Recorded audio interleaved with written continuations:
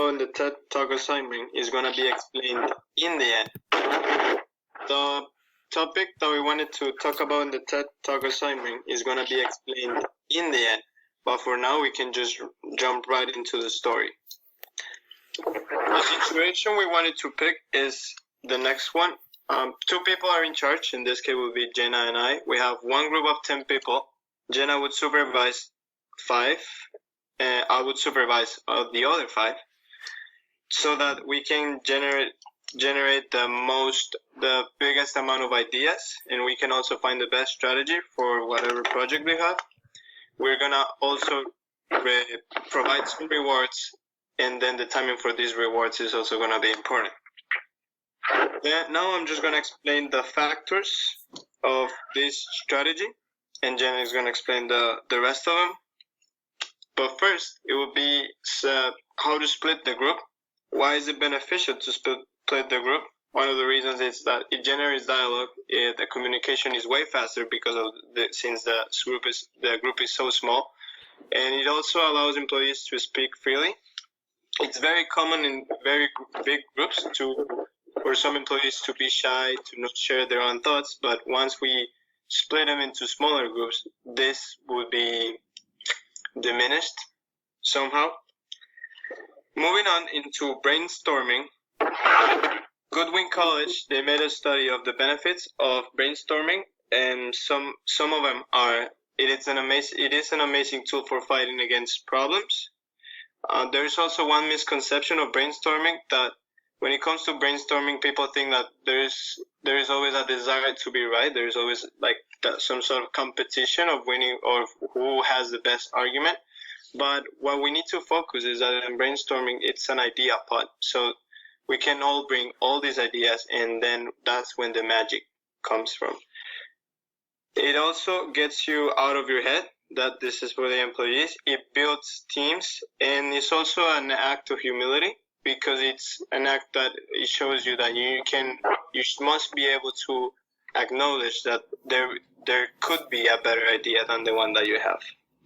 Moving on to the benefits of constant communication with leaders. Mr. Sharma, on his article, he says that there are some key factors that are beneficial and that are good for the communication with the managers.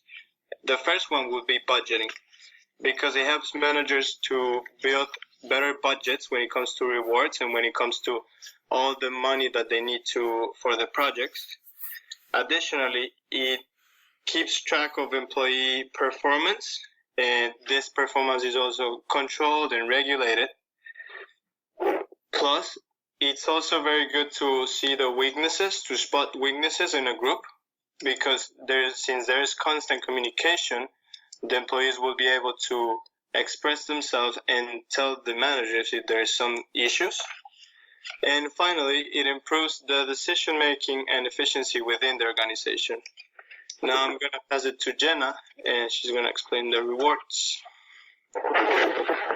So as John said, I will be talking about rewards. There are 4 main rewards that are present in the workplace.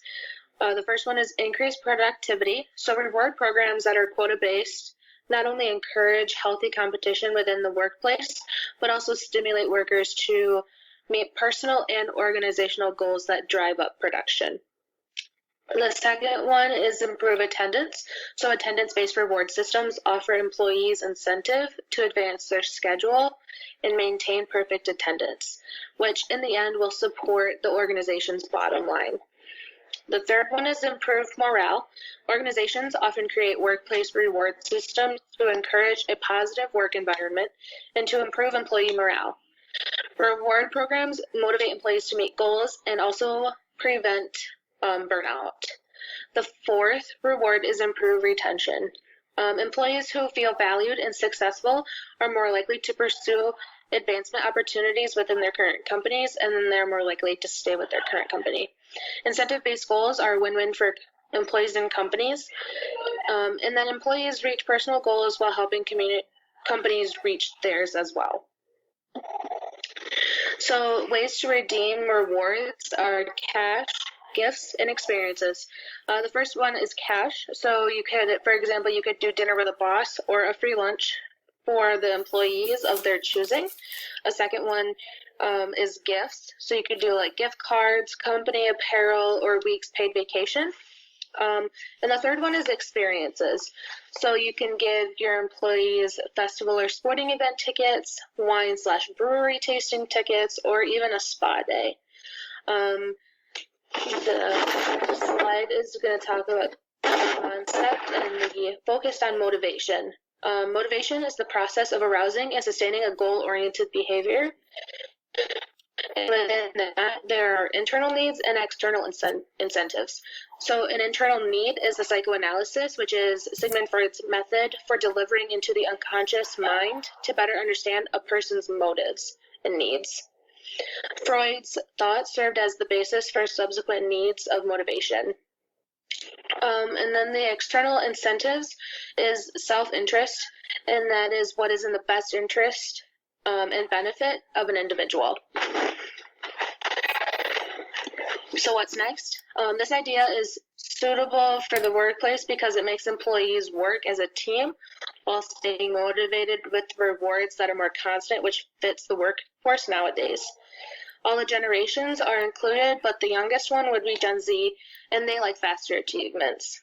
So how an organization can implement this is leaders in the organization can start coming up with rewards they would like to give their employees, and then explain to the employees that every idea will be given some type of point or points so that everyone is motivated to generate ideas.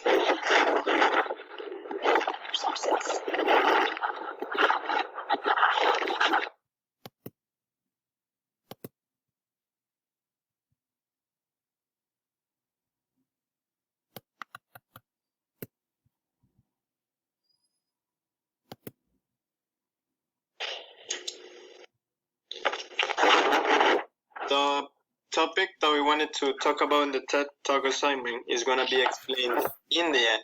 But for now, we can